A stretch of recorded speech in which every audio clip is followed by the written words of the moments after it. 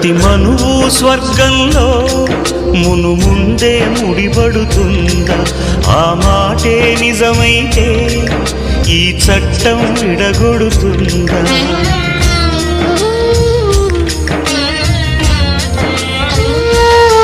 నీ రాతకు ఎంత సత్యం ఉందో చూదువు బ్రహ్మయ్యా, నీ సాక్ష్యం ఎంత విలువైందో ఓ అగ్ని చూడయ్యా.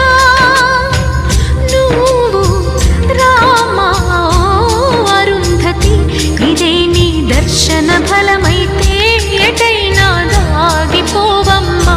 నిజంగా పెళ్ళికి బలముంటే సూటిగా ఇటు దిగి రావమ్మా.